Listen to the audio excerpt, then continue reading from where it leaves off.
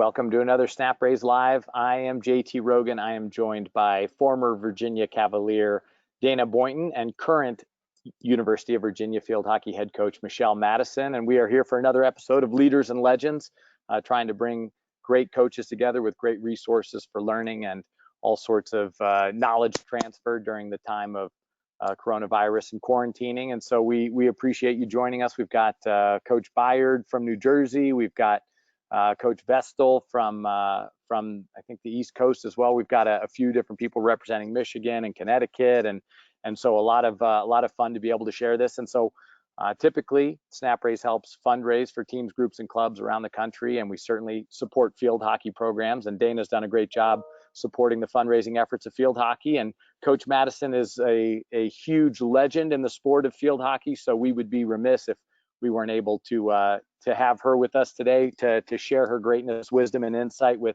field hockey coaches across the country. So Coach Madison, first and foremost, thank you for joining us today. You're welcome, JT, and thank you for that great introduction. And Dana for the invitation to promote field hockey and come share with the field hockey world. And hi, all you guys out there, Gloria, and is that Nicole Vestal? Is that who is out there? Yeah. Stephanie Vestal. Well, hi.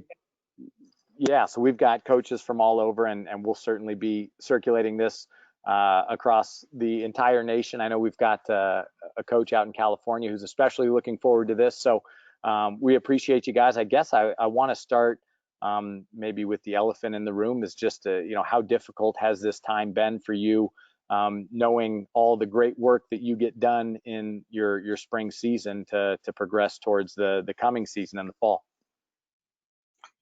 Yeah, it's difficult for everybody. The uncertainty is the big elephant, and how do you operate and still stay motivated and inspired and still work really hard, not knowing if you're even going to have a season.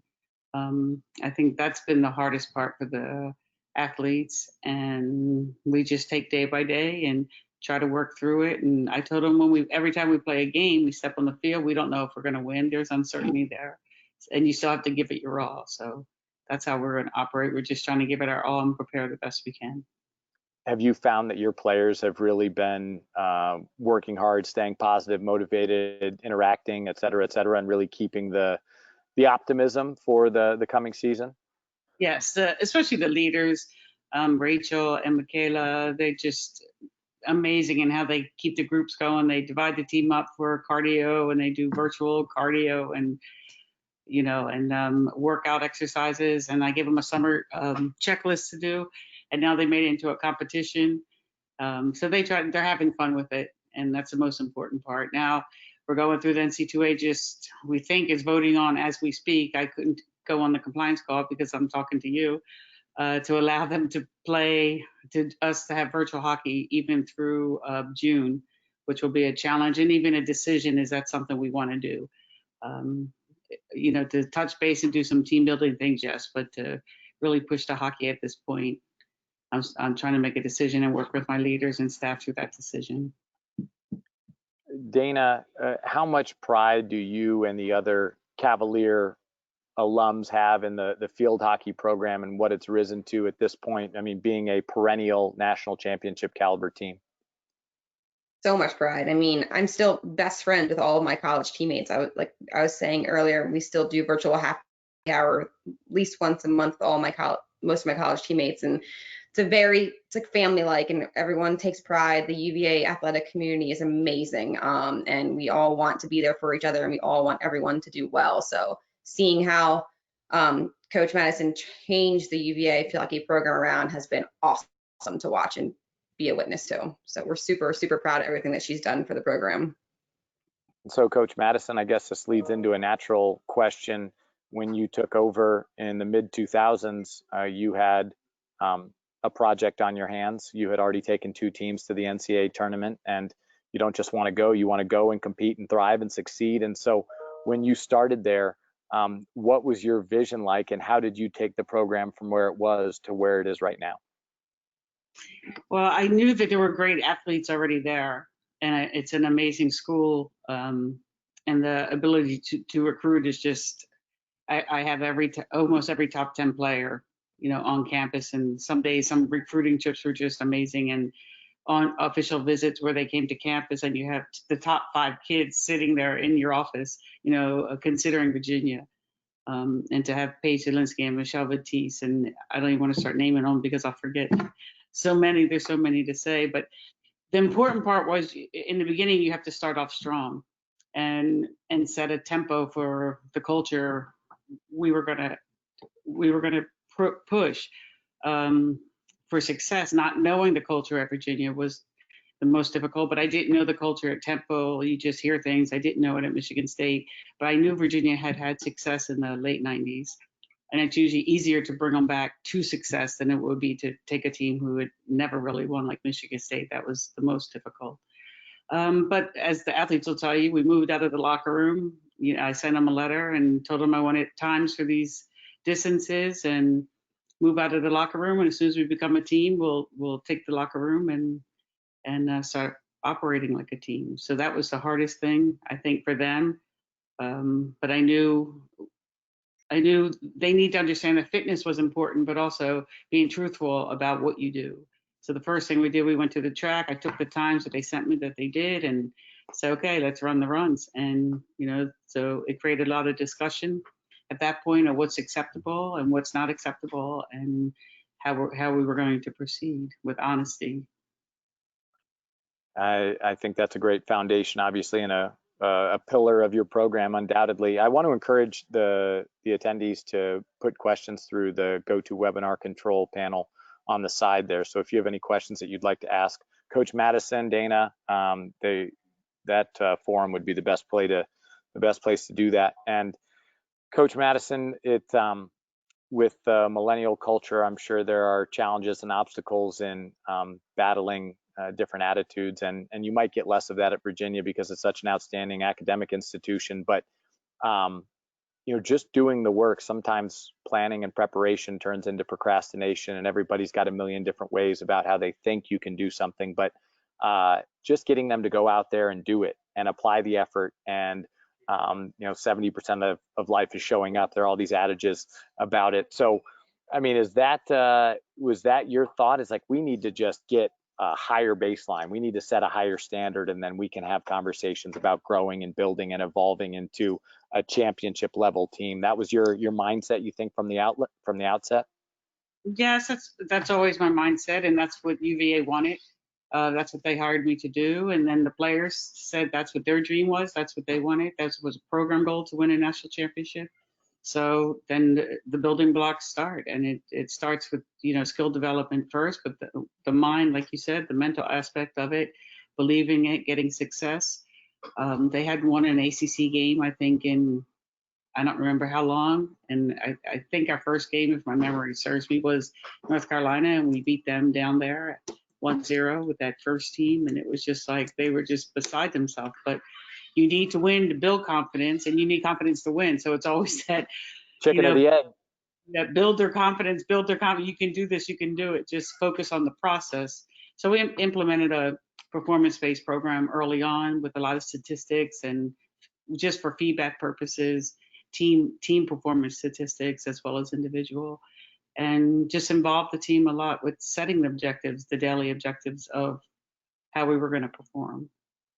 I didn't give Dana the warm introduction that I gave you, so I would be remiss if I didn't mention that Dana is a fantastic representative of ours at SnapRaise and has raised tons of money for teams, groups, and clubs around the Northeast. And Dana was a field hockey player who just preceded you, so she got a chance to play for the prior coach, but not for you. But her teammates obviously experienced what that first victory was like against North Carolina, and they got a chance to really enjoy the transition there. So Dana, I guess, what were the hallmarks of success early on that your teammates could speak to, and maybe things that they could point to directly that Coach Madison helped to change, to transform the program from where it was in the early 2000s to then where it got to in the late 2000s? First of all, I was very jealous and upset that I didn't get to play under her. It was really heartbreaking come spring when we found out that we were going to have this new coach, and everyone was super excited. And I was like, darn it. I mean, I was excited for the program, don't get me wrong, but I was a little jealous that I didn't get to play under her. But very very close with some of the teammates that had their final season underneath her, and it's just the trust they had for her, and the knowledge of the game that she had, and just the excitement she brought into the program.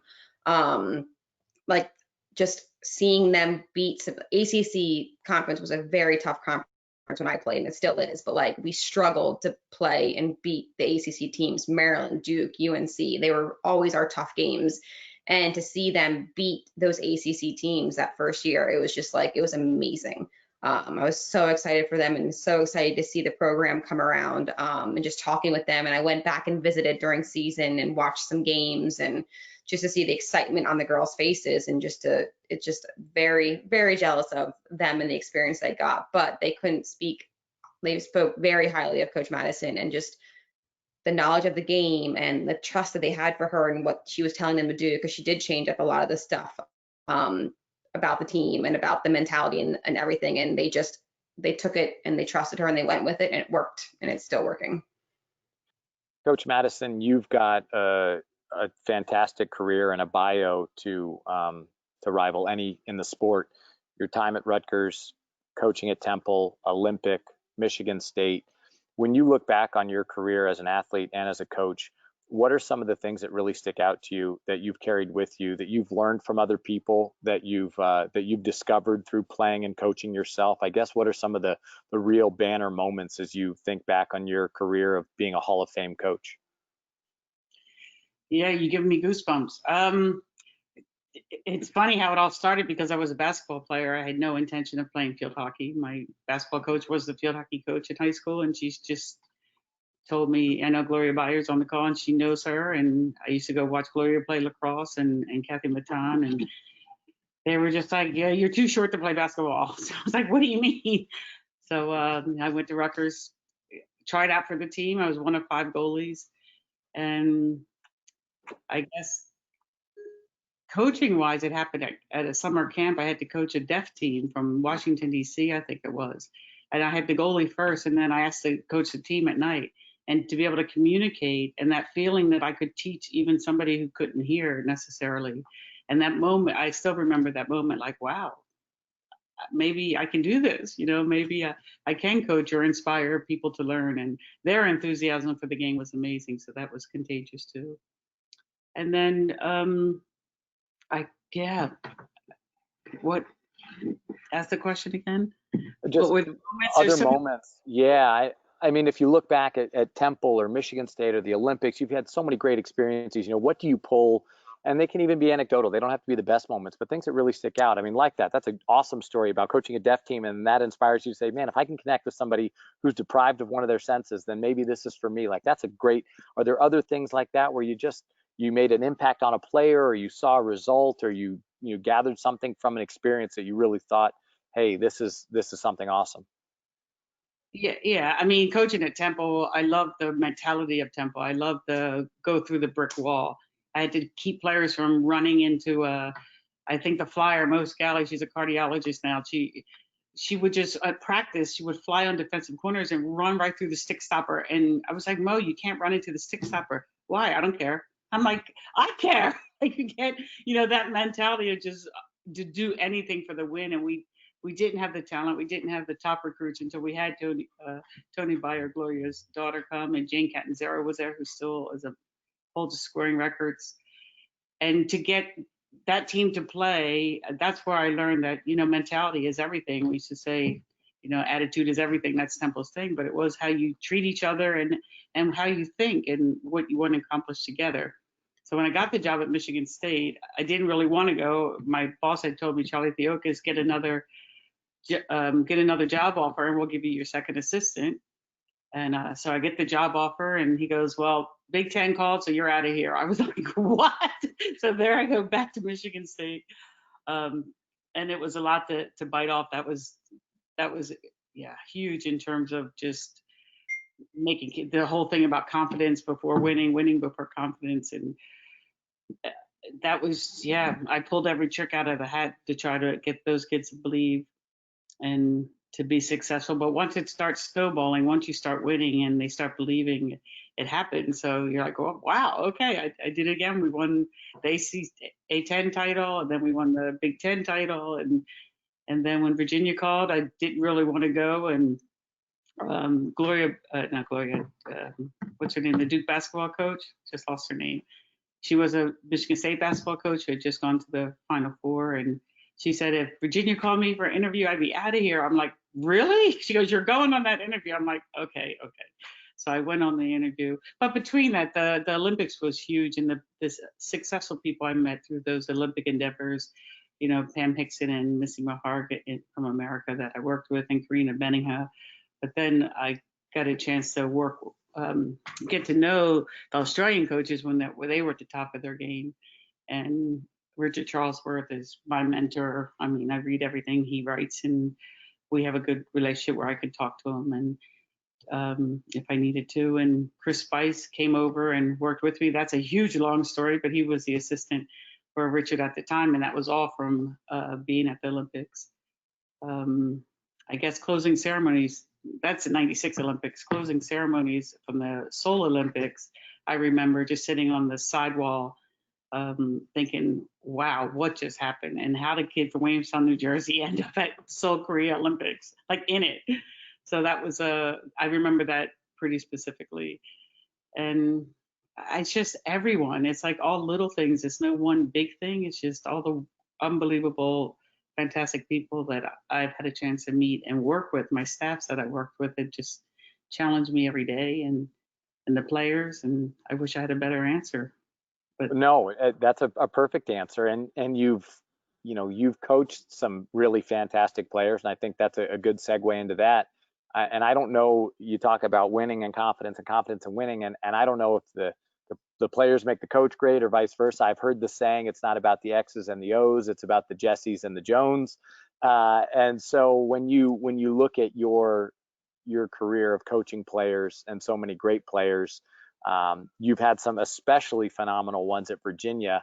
How have you found that you've been able to get the absolute most out of them to perform at their peak level? Yeah, that is a big challenge with team sports, because you tend to default to the middle. So you're coaching the biggest group, and you can't just do that, because then your top players aren't challenged, and maybe it's too difficult for some of the lower level players. So finding that balance and finding a way to challenge everybody and inspire everyone to give what they can give. It starts with be yourself. You have to be yourself. It's a chance to come to college to just put yourself out there, and then just give it your all. Everyone has a talent, and everyone has something to do. Like Jane Catanzaro, I think, scored 103 goals in her final 2 years that I was there. And all I told her was, you have a green light. Just go to goal. Because she just had this, a knack for scoring. But Lori Warnaco, who was the right wing, she's the one who ended up the season with the most assists, because she was the one giving the ball to Jane. And those combinations and those players, that was fun. And then move forward to Virginia. I mean, it started with Taylor Swayze, that whole class, my first recruiting class, top players in the country who committed early. And and then it just snowballed from there with Michelle, that whole family, and Paige Zielinski, and oh boy, now I'm stuck. There's so many. With a Hall of Fame career, I mean, you're going to leave someone out. You see it in the Oscars acceptance speeches, right? They feel like they always forget a handful of people, and then they start, reading off names really quickly as they come into their mind and everything. Dana, I'm gonna. Some of the other players, I had a player, Mara Mabley at Michigan State, that the team voted her MVP, and she never played a second. And that's just because what she brought to the field. Everyone has something to give. I tell them I could carry 100 people on the team if everyone was just there to give. But if you're here to take, then we need someone extra to take care of what you're taking and not giving. So, she just gave, and her energy and enthusiasm, and the team realized, wow, she's our MVP, just from how she inspired the team on a daily basis. So it doesn't take a star. In my mind, they're all stars. Or all of them are stars, because of just what they do every day. And especially at Virginia, they're overachievers, they're perfectionists. And, you ask about millenniums, and, they have answers faster than the questions come. And I just try to teach them that the game is the teacher. The game will teach you. You know, all the information you need is right in front of you. And try to back your instincts.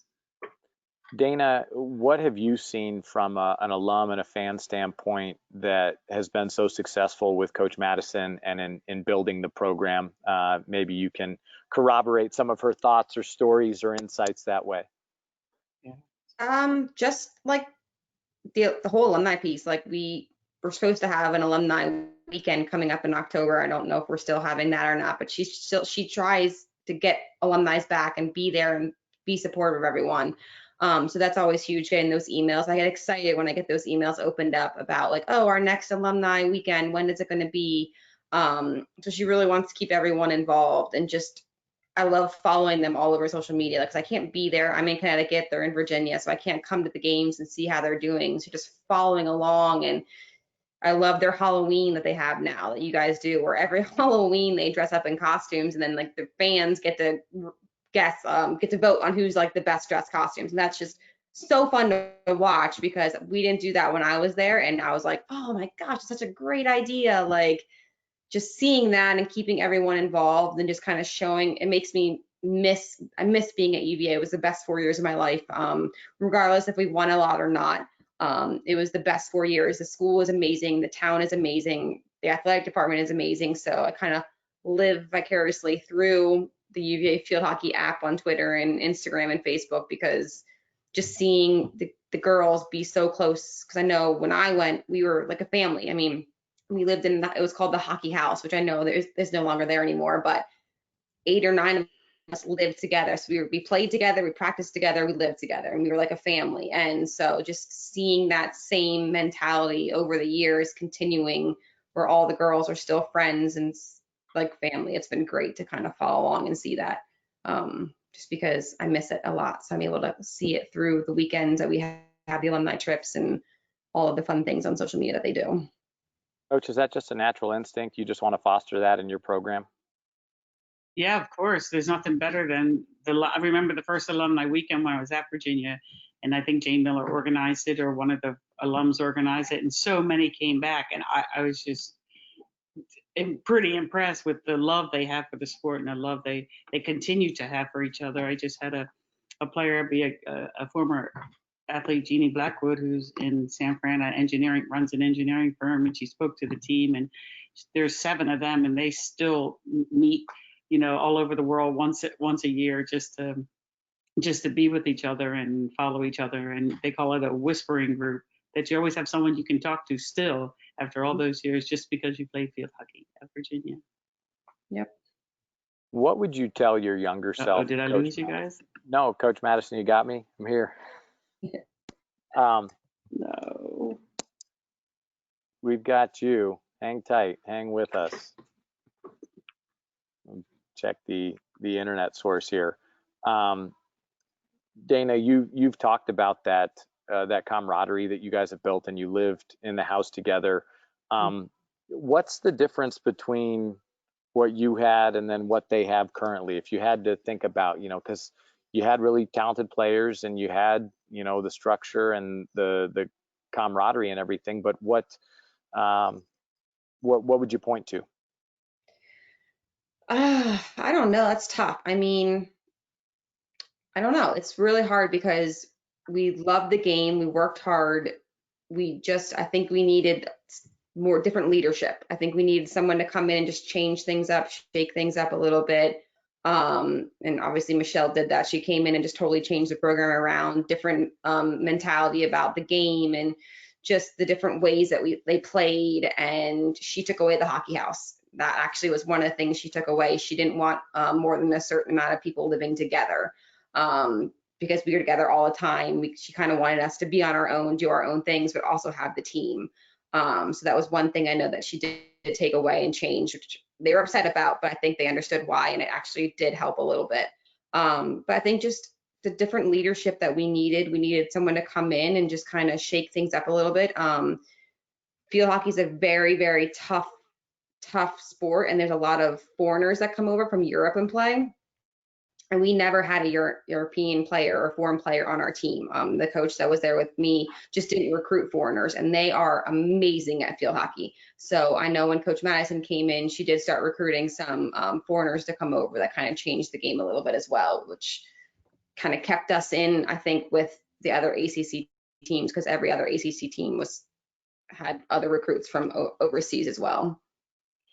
Yeah, and then in 2016, winning the first ACC championship, and then really being a fixture in the Final Four. What have you seen of the teams lately in 18 and 19 that really maybe stick out from previous teams, or how do you think it is that they're able to achieve at such a high level? Just their skill. I don't know if it's because of like all the, like I was a member of like the USA Field Hockey program coming up, so we went and did tournaments, the Junior Olympics, all of that. And I know that has gotten just so much bigger and stronger, and the skill level of those programs is amazing. It's kind of like the feeder programs. I just know that field hockey is growing. It's getting such bigger, more exposure. There's a brand new Olympic training center now in Pennsylvania, the town where I grew up. So it's just, I think there's more opportunity out there for field hockey to be able to, with all the camps and the clubs, and I think it's just growing. So I think over the years, the talent has just gotten so much better because of all of those feeder programs and just all the opportunity out there for field hockey. I mean, here in Connecticut, there's still schools that don't even have field hockey in their team, in their programs, which when I'm from Pennsylvania, so when I moved up here, I was shocked that there were some schools that didn't even offer field hockey. So I think that the sport is just growing, and that there's more opportunity out there for girls in like middle school, high school. So I think the skill level is just getting much better as well. What are you seeing at the youth levels as you go around? Does it look different maybe than when you were growing up with it? I mean, it sounds like it is, but is it just the sport is growing in general? Yeah, I mean, up here in Connecticut, there's not a lot of youth. There's some youth programs and there's some like travel teams, but not nearly what it was like when I was in Pennsylvania. Like Pennsylvania was huge for field hockey growing up, but here in Connecticut, like I found some youth programs and some like travel teams, but it's not as big up here as it was in Pennsylvania. Pennsylvania is just huge for field hockey, one of the bigger states for field hockey. Coach Madison, we've got you back here, and we were talking about the growth of field hockey. And I mean, you've seen it over the decades. Are you just shocked at where it's at now compared to where it was 30 years ago when you were playing? Oh yeah, the amount of kids that play, the age group that they start playing. Yes, Pennsylvania was the hotbed, and it's still a hotbed, but Jersey's huge, and all of New England, really, the whole East Coast is pretty strong down to North Carolina. And yeah, Getting bigger too, because when I played, there was like one or two teams that would go to like nationals in Orlando from California, and California getting way bigger with field hockey now too. yeah, they have big hots, especially Southern California and LA. You know, they have big hot spots there for sure. I recruited a lot when I was in Michigan. Mm-hmm.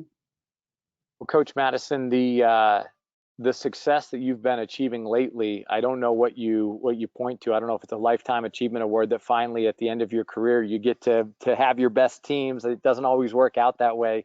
You know, the best rarely go out on top, but right now your squads are so ultra competitive.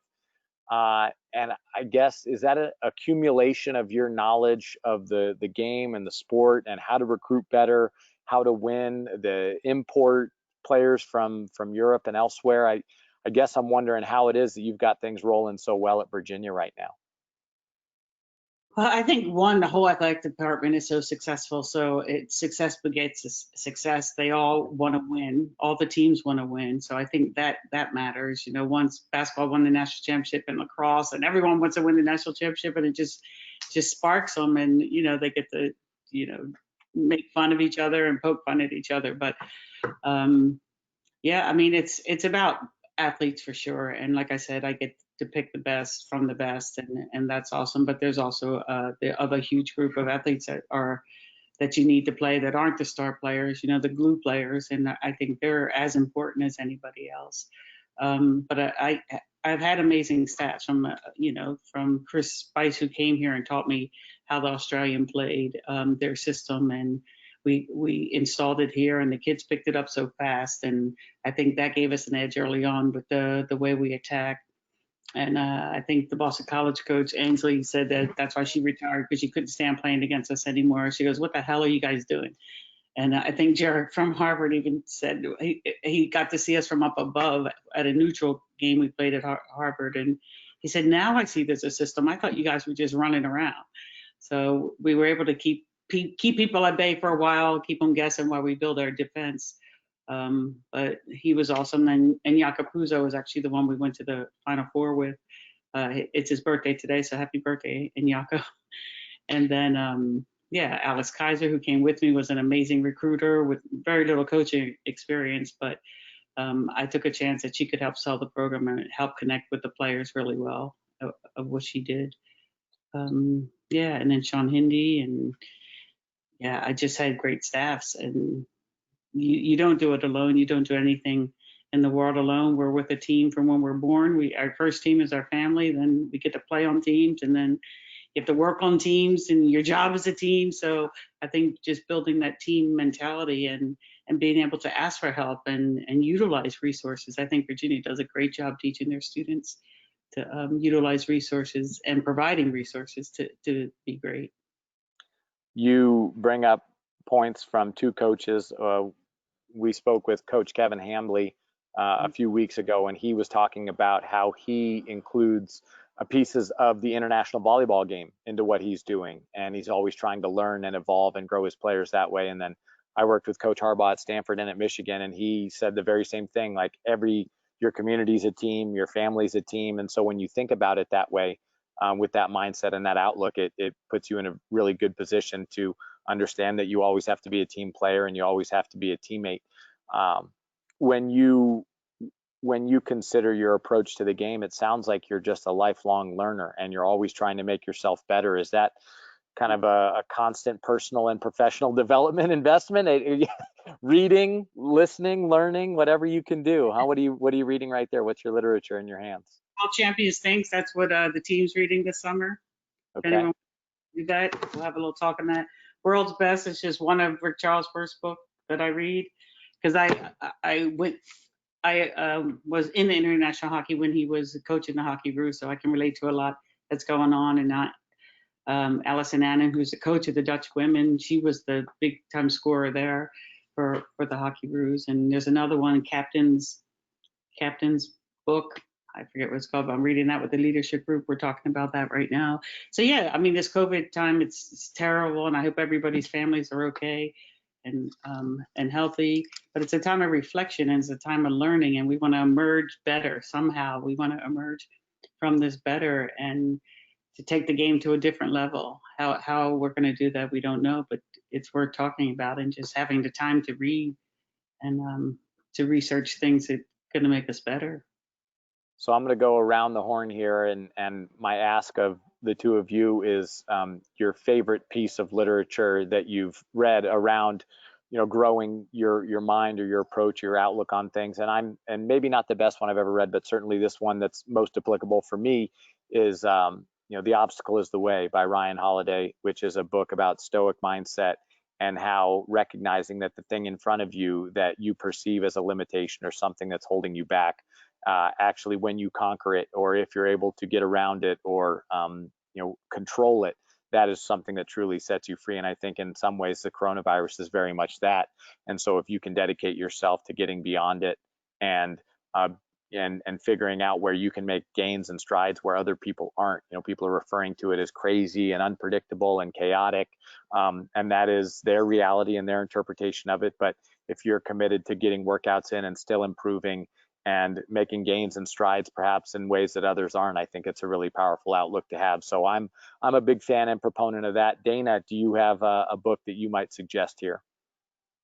To be honest, no, I have not read a book like that in a while. I've been super busy with my 3- and 5-year-old sons. I need to do more reading.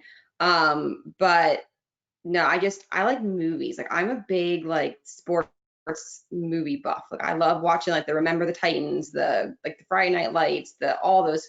Like we used to watch those on the bus trips going to all of our, like, that was one of our things, is like on the bus trip, going to away games, we'd always watch a different like motivational sports movie on the trip. That was what we did on the way to the trip. So like I just love all those, and like how the teams come together, and like even though you're not having a good season and you're not winning a lot, like you step into the field like it's a brand new day, a brand new game, and you just fight till the end kind of thing. So I do need to start reading more books. That's one thing that's on my wish list to do. But I am a huge, like, and my husband makes fun of me all the time because I will rewatch the same movie that I probably watched 1,000 times and still cry and still get emotional at the end of all of these like sports movies. So like that's kind of my go-to thing for motivation. You can draw inspiration and motivation from song, theater, dance, books, podcasts, whatever it is. So I completely get you there. And before we get to yours, Coach Madison, we've got a question from Coach Allison Wink at Pinckney High, the Pinckney Pirates, home of Larry Prout, a friend of mine. And I'll be going to Michigan for the Pinckney graduation that he'll be having June 28th. So a quick personal aside, but she was wondering what the name of the captain's book is, and then the first book that you were reading again, Coach Madison. So if you wouldn't mind just giving another plug for your literature texts. How Champions Think by Dr. Bob Rotella. And then your the captain's book, do you remember the author and title, Captain's Log? That's upstairs. The captain's, I can run and get it in a second. Or I can send it through that you can post it. We'll make sure she gets it. I'll make sure that is fired through, or we can have Brian Spielman get on it. Is it related to field hockey or? Actually, a book. The gentleman went to try to find out why winning teams win. Was it the best players? What is it, a coach? Is it a captain? I'm only in the second part because, like I said, we're reading it together with my leadership group, and it just so. And field hockey's in it also, but he went through and I think narrowed it down to 17 teams. So first he had to define what a team was, and then what was success. So the Hungarian soccer team from the 50s, how they came in and just rocked the world for 5 years. Like, how can that phenomenon happen? So it talks about that. So the next part is really working on those 17 teams and how they sustain success. And I imagine it's called The Captain's something. So The Captain Class by Sam Walker. Does that sound right? That's it. Thank you. Okay. Yeah, no, but Brian's great that way. So thank you, Brian. Michele, your book, if you had to recommend one around, either this time or team building or whatever, and I know, and you can get two, you can have as many as you want. This is your webinar, but when you think about texts, what do you think? Well, it's a children's book, Dana, so you can read it to your kids. Perfect. You can give it to the seniors. I have given it to seniors almost every year when they graduate. I don't know when I started that, but Hope for the Flowers, just the metamorphosis of a caterpillar to a butterfly. And it's just a story of two different ways that the butterfly, Yellow and Stripe are their names, how one became the butterfly and the road the other one took. And there's just a lot of things about life and how you want to conduct yourself and how do you want to reach the top. Do you want to just stomp on everyone's face and get to the top and get to the top just to get to the top? Or do you want to, enjoy life and really smell the roses and actualize, your experiences so you can become, butterfly. But anyway, so my favorite little ones. It's more people, I would say Hoosiers, the movie Hoosiers. Dana talked about that one when the coach just holds up the basketball and puts a little dot on it and says, if this represents how much I know about basketball, and he was a championship coach, even less, and to keep you humbled and the team to know that everyone knows something. They just know, from their own experiences. And there's just so much out there to learn from, and you just pick a little bit from everyone. But the Hoosiers, of course, is just an underdog team that just believes. They just believe it's just a game, and go play the game for each other and go play it for the love of the game. And it doesn't matter who the other team is. You're playing it for your buddies. Well, so, Coach, you mentioned the butterfly book, and I guess it's appropriate to ask, what is your grand vision for the rest of your life and your coaching career and actualizing your best reality? I know it's a big, heavy hitting question to end with, but you know, put it out there. Let everybody else help you manifest your dreams into reality. I live it every day. I already live it every day, and I miss it now. But actually being on the field, I could coach the rest of my life till I die if I could just do the coaching part, you know, to be on the field part and to help people, young women, believe in themselves. And there was a coach, Barb Satina was her name, from Shippensburg. It was also at the Tobiana field hockey camp, and we were just having a chat, and we were just talking about something, and she was like, whether you believe you can or you can't, you're going to be right. And that has always just stuck in my head, and to just try to help young women just believe you can, and like you said, manifest it. What you believe and what you get other people to join in on, you get to accomplish things that are bigger than you. And that's what a team does. So we want to be, you know, our sum of our parts, you know, synergy, whatever that is. That was one of our little talks one year. But just that our sum of our parts are bigger. We're bigger than anything we could do alone. And that moment of joy when the teams do finally win, or that happened twice in my career where I felt this team doesn't need me anymore, and I was just so happy. I was like, they've got it. They're just driven by themselves, and you know, they're doing it for the right reasons. It's not for the trophy. It's not for the championship ring. They think that's what it's for, but once they get there, they realize it's for that feeling that you can't even put words to. Well, here's to the third, fourth, and fifth times. So let's let it happen some more, right, Dana?